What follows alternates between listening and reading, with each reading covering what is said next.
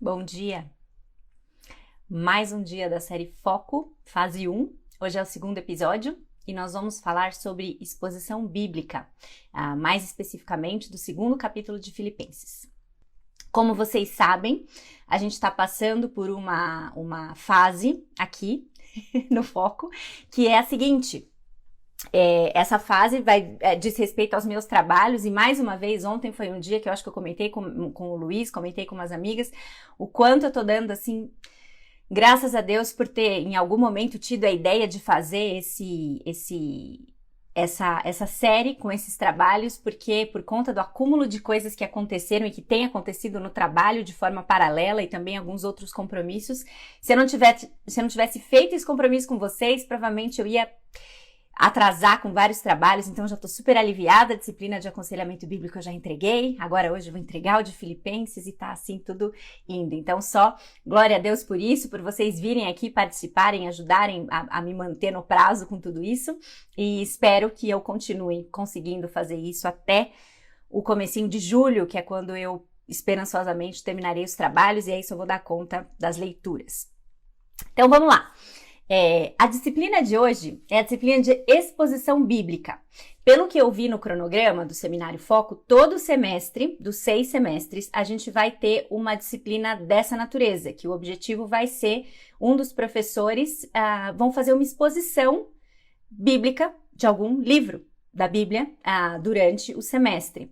E uma coisa que eu achei bem interessante, isso por enquanto é tudo suposição minha, né? É que sendo professores diferentes, eu imagino que vão ser professores diferentes, a gente acaba exposto a formas diferentes e a estilos diferentes de fazer essa mesma atividade que é tão essencial para alguém que realmente está estudando teologia com esse propósito, né? De poder servir de forma mais intensa no ministério. Então, essa primeira disciplina de exposição de Filipenses, ela foi feita pelo professor Renan Dias. Eu não conhecia ele e eu gostei muito do estilo, do jeito dele, e a gente teve como um dos trabalhos fazer um trabalho que fosse a exposição de um dos capítulos de Filipenses.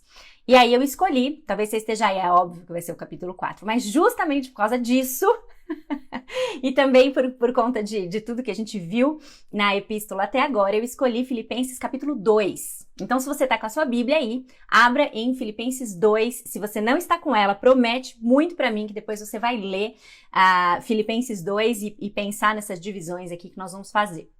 E o nome que eu dei para esse trabalho baseado em Filipenses 2 é Um Chamado para Servir com Humildade, ok? Então, deixa eu já desativar aqui para a gente já partir para a matéria, como dizem. Um chamado a servir com humildade, Filipenses 2, tá? Então, assim, o tema de Filipenses, isso eu sei que eu já falei outras vezes aqui com vocês, é encorajamento. É uma das cartas mais alegres da Bíblia, né, escrita por Paulo na prisão, e o tema principal, então, é encorajamento. Paulo deseja que os filipenses sejam encorajados a viver da forma digna da cidadania e da vocação que eles receberam, está em Filipenses 1:27. E isso seria evidenciado principalmente por meio do compromisso e de uma devoção crescentes ao Senhor, e esse compromisso e devoção, ele se manifesta por meio de atos de serviço humilde aos outros.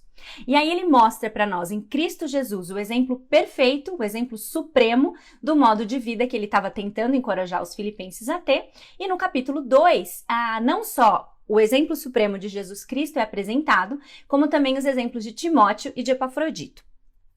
Então, seguindo os passos que a gente aprendeu em aula durante essa disciplina de exposição de Filipenses, que são 3 passos. Primeiro, uma síntese do trecho que a gente está estudando. Depois, o destaque de palavras ou expressões-chave. E terceiro, as aplicações desse trecho.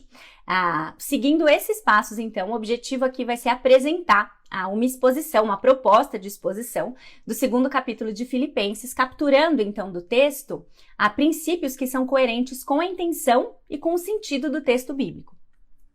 Confesso que isso para mim foi um desafio muito interessante, é algo que eu sempre tive bastante vontade de fazer e de saber fazer, assim, de olhar para o texto e entender do texto e primeiro captar essas coisas do texto, depois complementar com comentários. Eu sempre tive a forma inversa, o pensamento inverso de fazer, né, de ler as outras coisas primeiro e depois ver no texto bíblico. Então, para mim tem sido uma disciplina muito interessante. Eu estou empolgada de saber que eu vou ter outras experiências ao longo do semestre.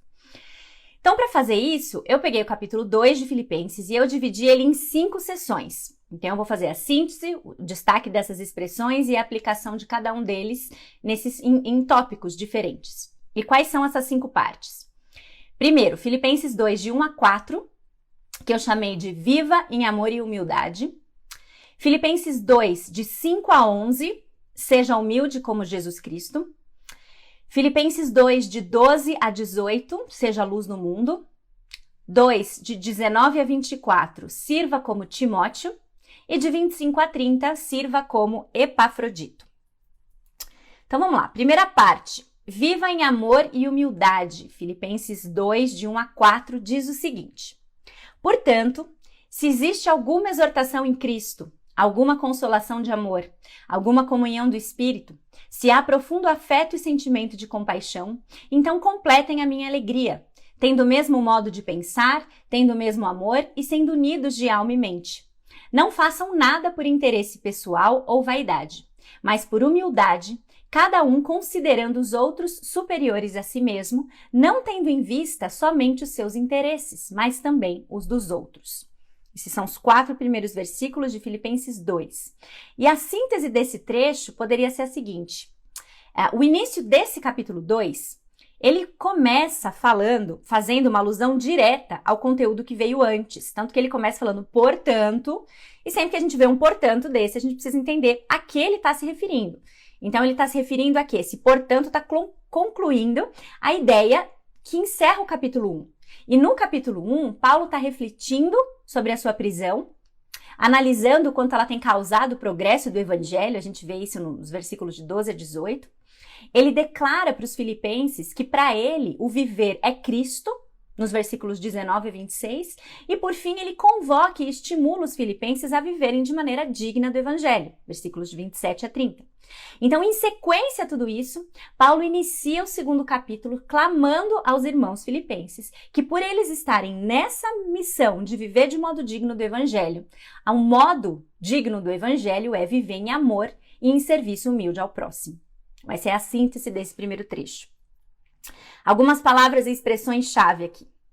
Se existe alguma exortação em Cristo, alguma consolação de amor, alguma comunhão do Espírito. No início desse trecho, é importante a gente ver que Paulo ele não está duvidando que consolação e comunhão são realidade aos que estão em Cristo. O objetivo desse se aí, né, se existe alguma exortação em Cristo, é indicar, na verdade, que porque eles estão em Cristo, essas qualidades, elas devem ser uma realidade nas suas vidas. Dessa forma, então, esse trechinho ele é um convite para reflexão. Vocês, filipenses, estão vivendo as dádivas que Cristo nos concede por meio da salvação? Nós estamos vivendo essas dádivas? Nós temos essa consolação de amor, a comunhão no Espírito? A gente está desenvolvendo de forma progressiva a santificação na nossa vida? Porque elas existem, porque essas dádivas existem e elas têm que estar em franco progresso na vida do cristão, Paulo continua o trecho com a próxima expressão-chave, que é: se existe alguma exortação, então completem a minha alegria, tendo o mesmo modo de pensar, tendo o mesmo amor e sendo unidos de alma e mente. Então é muito essencial para o cristão que tem todas aquelas dádivas que ele acabou de falar, na expressão que a gente viu no comecinho do trecho, que o cristão ame o próximo. O mesmo modo de pensar, o mesmo amor, unidos de alma e mente. Então a unidade da igreja é aqui defendida de uma forma bastante enfática, mostrando como que deve se parecer a unidade na igreja. É o mesmo modo de pensar, o mesmo amor, ser unido de alma e mente. Isso remete à unidade de pensamento e unidade de coração. Não no sentido de uma uniformidade intelectual em que não há espaço para diversidade porque todo mundo pensa e age exatamente da mesma forma. Não é isso. E a gente sabe que não é isso, principalmente porque Paulo, a gente sabe em outros trechos, que ele nos convoca a exercer os nossos dons na nossa diversidade. só que na unidade que o corpo de Cristo tem que exibir. Então, como que é isso? Nós temos dons, características, qualidades diferentes, mas a gente deve usar todas elas em harmonia uns com os outros, unidade de coração, visando todos o mesmo objetivo, que é a glória de Deus. E isso é unidade de pensamento. Depois ele continua dizendo que nós devemos viver em humildade. A próxima palavra-chave aqui. A unidade de pensamento e coração que vem de desenvolver as dádivas que a gente recebeu em Cristo se manifesta numa vida humilde. E é para essa característica, então, que Paulo aponta em primeiro lugar. E é para ela que ele vai, no próximo trecho que a gente vai ver, dedicar a porção principal da carta de Paulo aos Filipenses, em que ele aponta a porção central, porque ele aponta para Jesus Cristo como um exemplo supremo de humildade, diante do qual, quando a gente lê, a gente não tem desculpa ou justificativa para não viver em humildade para a glória de Deus e serviço do próximo. Então, viver em humildade. E o trecho continua, considerando os outros superiores a si mesmo, não tendo em vista somente os seus interesses, mas também os dos outros. A vaidade, o oposto da humildade para a qual Paulo acabou de apontar ou mostrar para a gente, ela é combatida como? Quando a gente considera os outros superiores a nós mesmos. Uma ideia que a gente ouve muito pouco no mundo, né? A gente ouve justamente o contrário, você em primeiro lugar. E também quando a gente deixa de olhar para os nossos próprios interesses e passa a olhar também para os interesses dos outros. Esquecer-se de si mesmo e concentrar-se no outro seria então o antídoto. E é claro que a gente fala aqui um antídoto sob o poder do evangelho e na dependência do Espírito Santo, porque são o que a gente precisa para qualquer ato que não seja na nossa própria força, mas seria o antídoto então para uma vida focada num serviço humilde e sacrificial. Esquecer de si mesmo e concentrar-se no outro, nos interesses do outro, nos benefícios do outro. Quais seriam as aplicações desse primeiro trecho? À luz de tudo aquilo que a gente recebeu em Jesus Cristo, todas as dádivas que nós temos por causa de estarmos nele, a gente deve viver em unidade de pensamento e unidade de coração na igreja. Não tem espaço para dissonâncias ou divergências que possam eventualmente culminar ou resultar na quebra na unidade do corpo de Cristo. E a gente deve batalhar para que isso não ocorra. E o caminho para chegar nessa unidade de pensamento e coração é apresentado nesse trecho e é exaltado no que vem a seguir. Viva em amor e viva em humildade. Foque nos interesses dos outros e não nas suas próprias aspirações e ambições. Olhar para Cristo e olhar para aquilo que a gente já recebeu em Cristo deve nos motivar para viver dessa forma. Não focando em nós mesmos e nos nossos interesses, mas sim no outro, buscando a glória de Deus e o serviço e benefício ao próximo. Esse é o primeiro trecho. O segundo trecho, Filipenses 2, de 5 a 11. Seja humilde como Jesus Cristo. Vou ler o trecho, de 5 a 11 aqui. Diz o seguinte. Tenham em vocês, tá? Já era dos meus trechos que eu mais gostava da Bíblia e realmente continua sendo e ganhou estrelinhas. Tenham em vocês o mesmo modo de pensar de Cristo Jesus, que mesmo existindo na forma de Deus, não considerou o ser igual a Deus algo que deveria ser retido a qualquer custo. Pelo contrário, ele se esvaziou, tornando-se semelhante aos seres humanos. E sendo reconhecido em figura humana, ele se humilhou, tornando-se obediente até a morte, e morte de cruz. Por isso também Deus o exaltou sobremaneira e lhe deu um nome que está acima de todo nome, para que ao nome de Jesus se dobre todo o joelho nos céus, na terra, debaixo da terra, e toda língua confesse que Jesus Cristo é Senhor, para a glória de Deus Pai. Que trecho! Qual é a síntese desse trecho? O amor altruísta e o serviço humilde que foi descrito no primeiro pedaço do capítulo 2 é raro e é difícil de conseguir. Por isso, Paulo apresenta para nós que ele é possível, e é possível de forma suprema, ao mostrá-lo aplicado até as últimas consequências na vida de Jesus. Olhe para Jesus Cristo, porque quando você olhar para Jesus Cristo, vai ser possível considerar os outros superiores a si mesmo, porque ele fez isso de forma completa, de forma perfeita e de forma suprema. Palavras e expressões-chave desse trecho de 5 a 11. Tende em vós o mesmo modo de pensar de Cristo Jesus. Deus não pede de nós nada que ele não tenha pedido do seu próprio filho. Ele foi humilde, ele foi solicitado, foi requerido dele, exigido dele, a humildade extrema, as consequências extremas. Então, nada que nós vamos viver aqui, a gente pode olhar e falar, para mim deu. Porque Jesus Cristo passou aquilo que nós não tivemos que passar. Ele passou em nosso lugar. E é justamente por isso que não existe modelo para nós de humildade melhor do que esse. Jesus é o nosso exemplo supremo para viver em humildade. Ele não considerou o ser igual a Deus algo que deveria ser retido a qualquer custo, ou dependendo da sua tradução, algo que deveria apegar-se. E aqui só cabe um parênteses que para esse trabalho eu estreei a minha Bíblia Nova Almeida atualizada de estudo, certo? Já falei dela, fiz uma festa quando eu ganhei aqui de aniversário e eu usei ela. Então esse trecho ele está nessa versão, mas se você tem a NVI ou a NVT, você vai encontrar diferente. Não considerou que o ser igual a Deus era algo que ele deveria se apegar ou algo que ele deveria, como diz a Almeida atualizada, reter a qualquer custo. E nós, muitas vezes, a gente se apega. A gente quer reter a qualquer custo prerrogativas infinitamente menores do que ser Deus, para a gente não se rebaixar a condições que a gente julga humilhante demais. E Deus, Jesus, que era Deus, ele não julgou que ser Deus era algo a que ele deveria se apegar. Ele, sendo Deus, ele abriu mão disso para cumprir os propósitos redentores que seu Pai tinha proposto. Ele não deixou de ser Deus. Ele continuou sendo Deus, mas ele abriu mão do direito de usar da sua divindade ou das suas prerrogativas divinas para que ele pudesse cumprir o seu propósito aqui na Terra. Por isso também se diz na sequência do texto que ele se esvaziou, ele se rebaixou a uma condição muito inferior.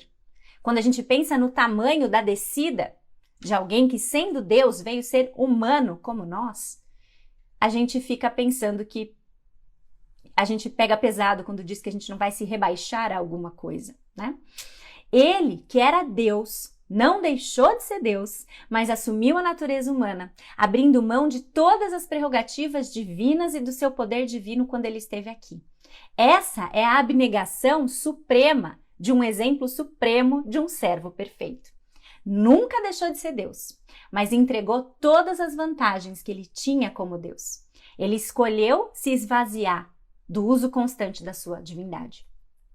O texto continua dizendo que ele se humilhou, desceu da glória para padecer os mesmos problemas que nós enfrentamos na nossa condição humana. Ele foi servo, ele veio para servir, não veio para ser servido. Ele se humilhou. Se humilhou, sendo obediente até a morte, e morte de cruz. Qual é a ênfase aqui? Por que essa diferença? Foi obediente à morte e não qualquer morte, morte de cruz. Esse foi o auge da humilhação de Jesus Cristo, quando ele esteve aqui. A vergonha suprema. Viver o tipo de morte mais vergonhoso que existia nos tempos antigos. Morte de cruz. Não foi qualquer uma. Ele foi crucificado. E ele fez isso em completa obediência. Ele se humilhou e não se humilhou apenas assumindo condição humana. Ele se humilhou até o ponto mais horrível, mais vergonhoso e mais degradante que era possível, morrendo de cruz, morte de cruz. E por isso também Deus o exaltou sobremaneira e lhe deu o nome que está acima de todo nome. A verdadeira humildade, ela é vista por Deus. A verdadeira humildade, ela é vista e nunca é esquecida por Deus. Deus vê a humildade verdadeira e Deus recompensa a humildade verdadeira. Talvez não aqui nessa terra, mas ele vê e recompensa um espírito verdadeiramente de servo que tem a mentalidade de Cristo. A essência da verdadeira humildade é aceitar que o que realmente importa não é o status ou o quanto a gente se rebaixa ou deixa de se rebaixar nessa terra diante dos homens, mas sim aceitar que o que realmente importa é a nossa condição diante de Deus. Que exemplo nós temos em Jesus Cristo? Que exemplo perfeito nós temos nesse trecho do que significa viver em amor e humildade. Tá difícil viver em amor e humildade?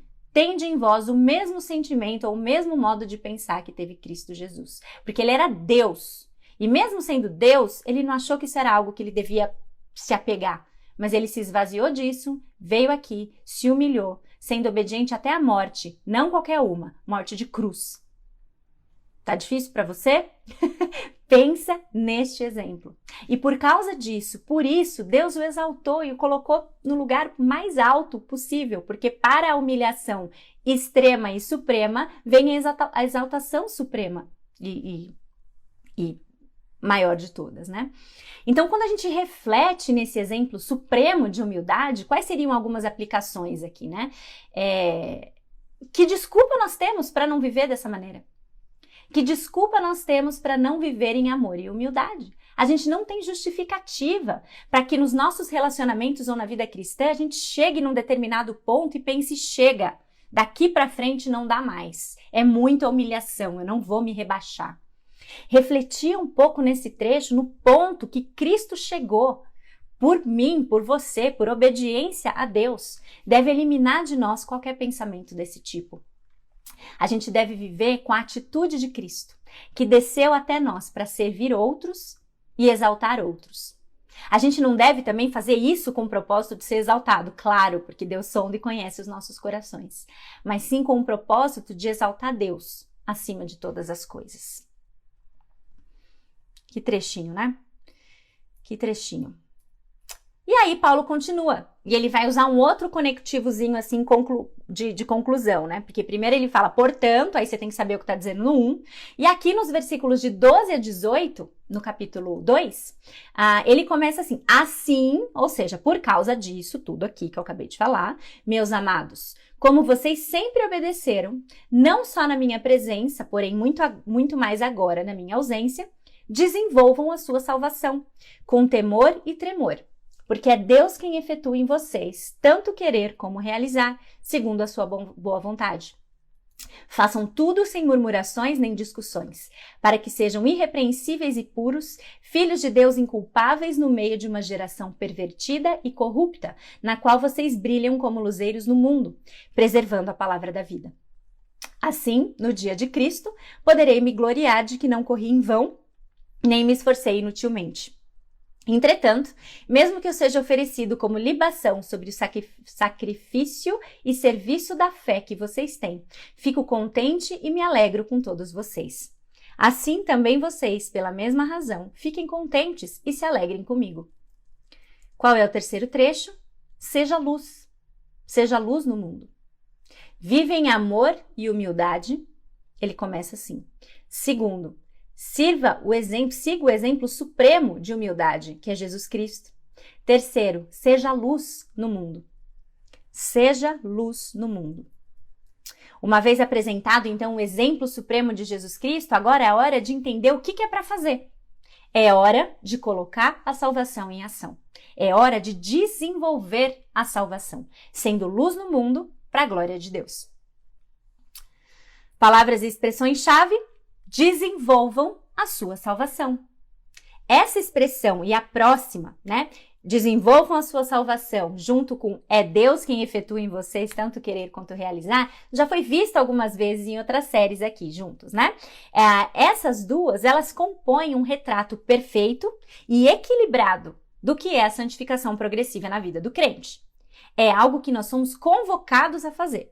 Uma vez salvos, nós devemos nos esforçar e trabalhar duro para crescer e alcançar a santificação. Entretanto, esse aqui é o meu avião, lembra dele, né? Eu já parei de tentar fazer asa assim, porque fica ridículo. Então, vamos fazer assim. Desenvolva a sua salvação.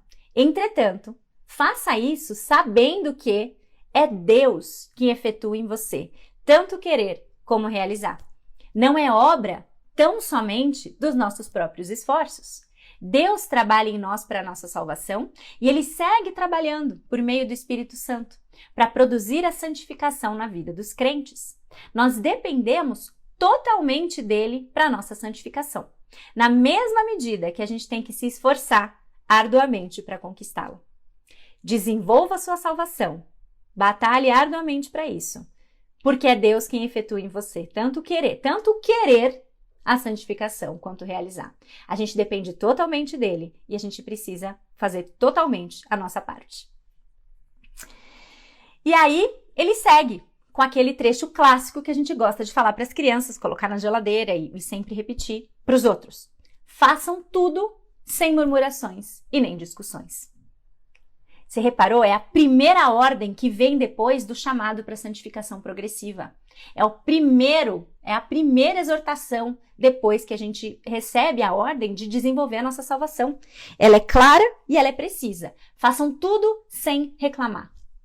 Faça o que sem reclamar? Tudo. Faça tudo o que você foi chamado para fazer, sem reclamar. Todas as coisas. Não tem espaço para queixas na vida do cristão que está desenvolvendo a sua salvação da dependência de Deus. Isso é muito abrangente e isso é muito claro.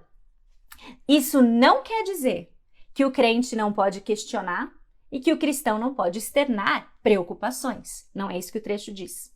As murmurações e discussões, na verdade, elas refletem uma questão do coração.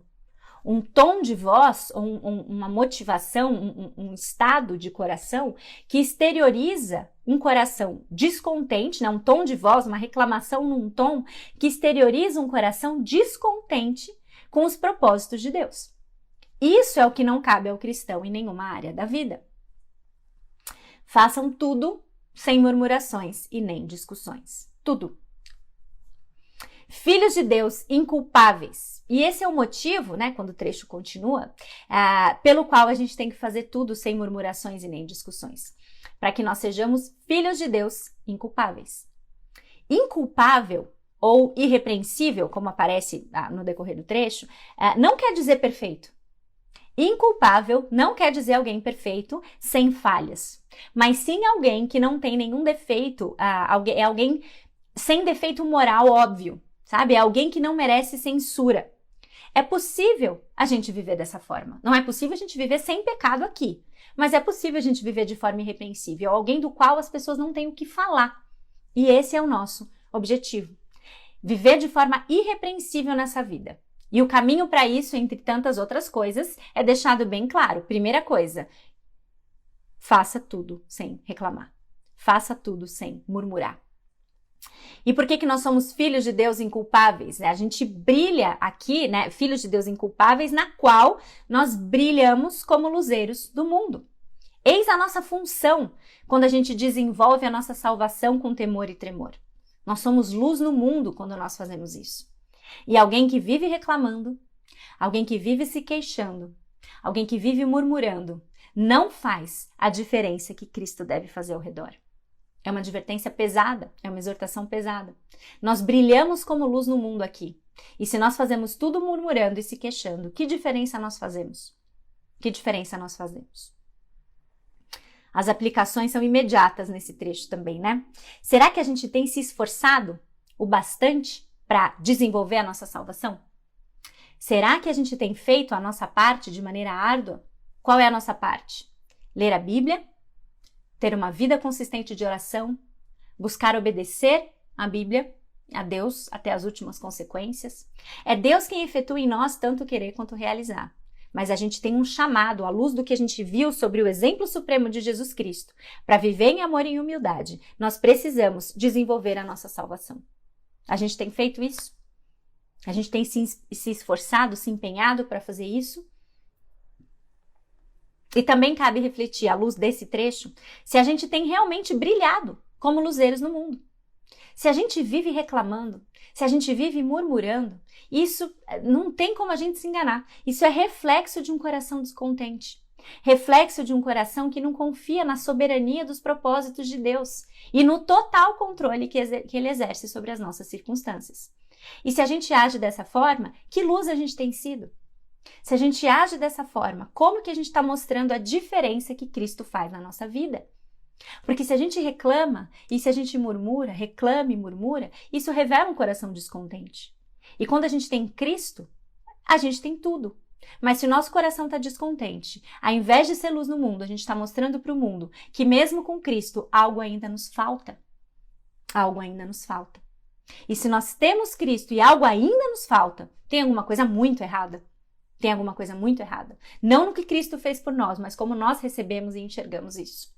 Cristo deveria nos bastar e nos capacitar a viver contentes e a fazer tudo sem reclamar. O trecho continua e talvez entrando aqui na parte final do capítulo 2, que seja mais desconhecido, pelo menos da maioria de nós, para mim foi bastante aprendizado aqui, um trecho que eu confesso que eu nunca dava muita atenção. Tem aqueles que a gente lê, e olha e grifa e tal, aí chega uma parte que a gente olha... Então foi bem legal, foi bem interessante pensar para esse trabalho nesse trecho que vem a seguir até o fim do capítulo. Porque Paulo aponta para nós, depois de mostrar o exemplo de Jesus Cristo, ele vai nos mostrar outros 2 exemplos de serviço humilde e de modelos de cristãos piedosos. E ele começa com Timóteo. Então esse próximo trecho, dos versículos 19 a 24, eu nomeei de sirva como Timóteo. Olha o trecho. Espero no Senhor enviar-lhes Timóteo o mais breve possível, a fim de que eu me sinta animado também ao receber notícias de vocês, porque não tenho ninguém com esse mesmo sentimento e que se preocupe tão sinceramente por vocês. Todos os outros buscam seus próprios interesses e não os de Jesus Cristo. Quanto a Timóteo, vocês conhecem o seu caráter provado, pois serviu ao Evangelho junto comigo, como um filho trabalha ao lado do pai. Portanto, este é quem eu espero enviar, tão logo eu saiba como vai ficar minha situação. Mas confio no Senhor, que também eu mesmo em breve irei até aí. Paulo coloca Timóteo como um exemplo de vida centrada no serviço e interesse do próximo, ou seja, alguém que vive a humildade cristã de maneira autêntica. Timóteo é alguém que desenvolveu a sua salvação e que tem o coração e mente voltados para o serviço a Deus e aos filipenses. É o primeiro exemplo, depois de Jesus Cristo, que Paulo dá de alguém que não busca os seus próprios interesses. E aqui eu tenho 2 expressões-chave para destacar. Primeira, não tenho ninguém com esse mesmo sentimento. Paulo aqui está fazendo uma recomendação muito forte e enfática acerca de Timóteo, que é também o seu filho na fé. Dentre tantas pessoas, e a gente sabe que ele se envolveu e trabalhou com muitas pessoas, dentre tantas pessoas com quem ele já tinha servido, o destaque a Timóteo como alguém que genuinamente se importa com o bem-estar dos filipenses é uma coisa importante da gente perceber aqui. Timóteo não era qualquer pessoa. Ele era alguém que, dentre tantos, tinha o mesmo sentimento de Paulo, de buscar o bem-estar e os interesses dos outros e não de si próprio. E a segunda expressão, vocês conhecem o seu caráter provado. A humildade de Timóteo era visível, era clara.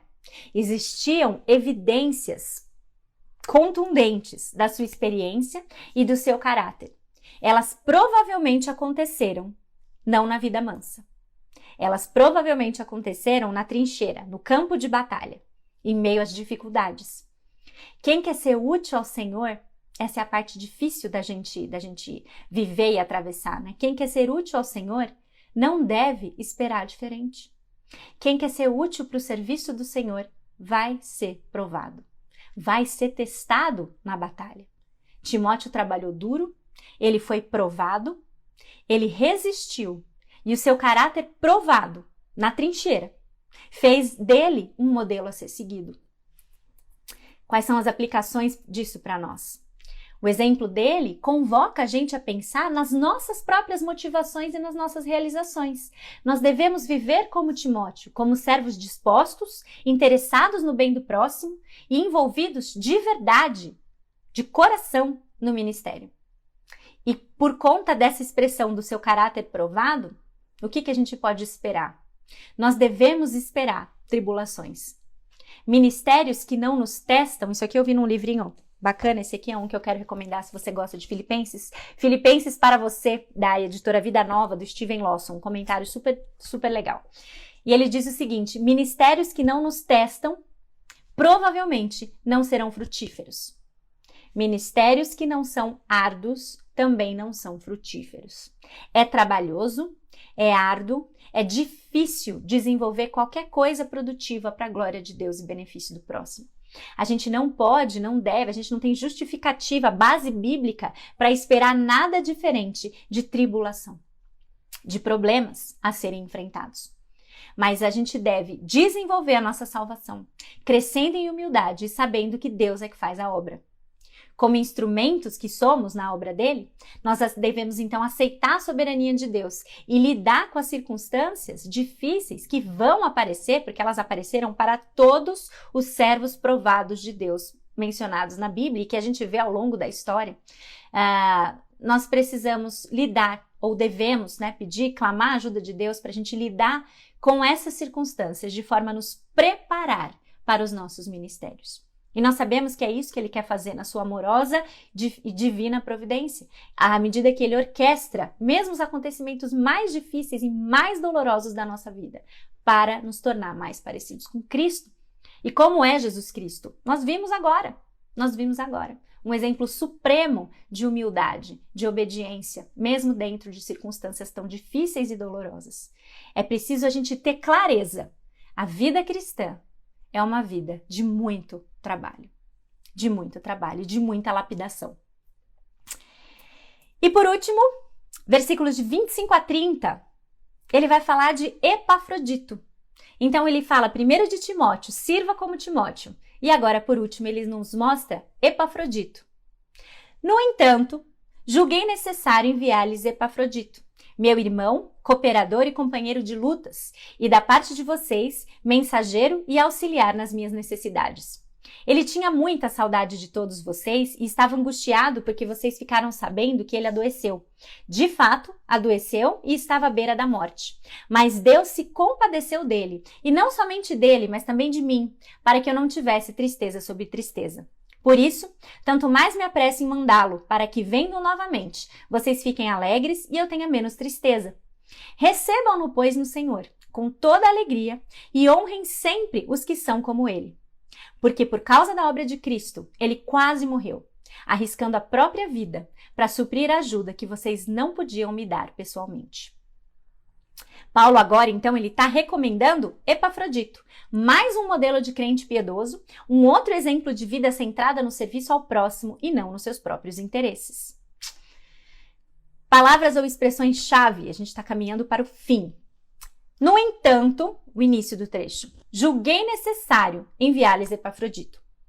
Essa é uma carta muito pessoal, talvez a mais pessoal escrita por Paulo. Então ele fala de amigos e de relacionamentos pessoais que existiam entre eles, que a gente precisa pegar muitas vezes o contexto disso, Paulo queria enviar logo Timóteo, a gente viu isso no final do trecho anterior, e a gente viu que ele também queria ir, mas ele julgou que o momento era adequado não para Paulo ir, até porque ele estava preso, e não para mandar Timóteo ainda, tanto que ele fala, em breve eu vou enviar Timóteo, mas agora é hora de enviar Epafrodito. Para que os filipenses aprendessem com Epafrodito o que significava viver para Cristo até as últimas consequências. Epafrodito é altamente elogiado nesse relato. Alguns comentaristas, inclusive, vão dizer que ele é um dos homens mais elogiados da Bíblia. Ele é tido como irmão, cooperador de Paulo e companheiro do que, de novo? De lutas. Companheiro de lutas. Epafrodito é apresentado como um servo, um soldado que se sacrifica, que é outra característica de alguém que serve com humildade, já que o sacrifício envolve abrir mão de algo valioso em benefício de um bem maior, Então, companheiro de lutas e alguém que auxiliou Paulo nas suas necessidades. Um sacrifício pessoal de Epafrodito auxiliar as necessidades de Paulo. E ele faz isso de forma diligente, tanto que ele é recomendado, elogiado aqui, como um servo humilde e abnegado. Epafrodito está, em última análise, oferecendo ao Senhor o sacrifício da sua própria vida, quando ele nega-se a si mesmo para servir Paulo naquilo que ele precisava. Auxiliou Paulo nas suas necessidades, servo humilde, servo fiel, dedicado ao serviço do outro e não buscando seus próprios interesses. E aí Paulo traz algo cuja aplicação é praticamente direta para nós. Honrem sempre os que são como ele. Honrem sempre os que são como ele. Diante de todas as qualidades que Paulo fala sobre ele, vem a recomendação. Filipenses, honrem este homem. Tenham este homem em elevada estima, em elevada consideração, por causa de tudo que ele fez e faz pelo reino de Deus. Ministros do Senhor, como ele, devem ser respeitados, devem ser honrados. Epafrodito não vivia para si mesmo, ele vivia em abnegação. E como a gente viu no exemplo supremo de Jesus Cristo, e a gente vê também em Lucas 14, versículo 11, aquele que a si mesmo se humilhar será exaltado. Deus exalta aqueles que são humilhados e que servem. E, por último, por causa da obra de Cristo, ele quase morreu. Sim, Epafrodito se dedicou ao trabalho do Senhor com sacrifício máximo. Por causa disso, ele quase morreu, inclusive. Com ele, então, a gente aprende o que significa colocar os interesses dos outros acima dos nossos. Epafrodito é, então, mais um modelo a ser imitado. Como aplicação, a gente vê que Paulo soube reconhecer e mantém em elevada estima um servo abnegado, dedicado e muito útil na obra do Senhor. A gente precisa refletir se a gente faz a mesma coisa diante dos líderes, diante dos pastores, diante dos ministros que nós temos.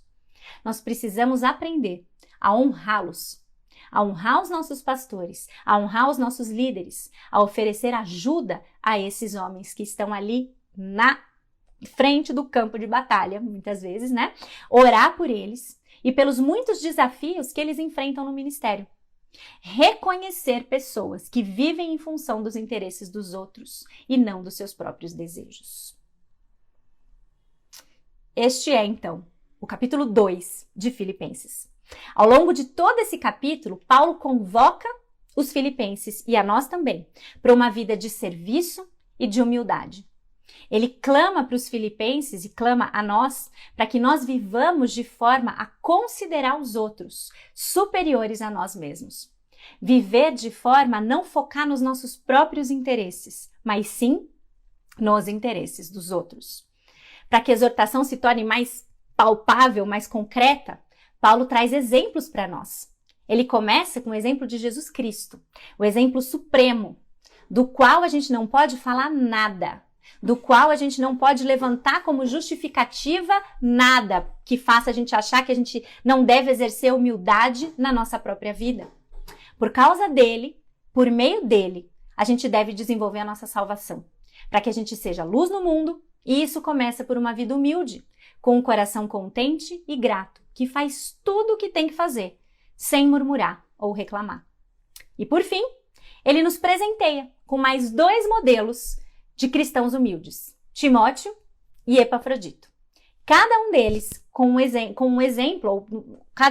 exemplo de amor leal, de amor sacrificial e da mente de Jesus Cristo colocada em prática. Que Deus nos ajude, que Deus nos ajude a colocar em ação, a desenvolver a nossa salvação, à luz de todas as verdades que o capítulo 2 de Filipenses ensina para nós. Amém? Muito obrigada mais uma vez pela presença de vocês, pela força. Que Deus nos ajude a viver dessa forma. Para mim foi um aprendizado realmente muito grande, muito significativo olhar para Filipenses 2 dessa forma. Na próxima semana, em uma outra disciplina, muito provavelmente a gente vai estar de volta em Filipenses, mas num outro trecho, tá bom? Para uma outra matéria, que provavelmente vai ser ela, mas eu não fechei ainda, depende aí dos prazos de como eu vou me organizar, tá bom? Mas tudo dando certo, semana que vem estamos de volta às 7h30 para mais um Devocional Foco, tá bom? Beijo para vocês, estou indo lá pro curso. Boa semana e bom dia para todo mundo. Beijos e até a próxima. Tchau, tchau.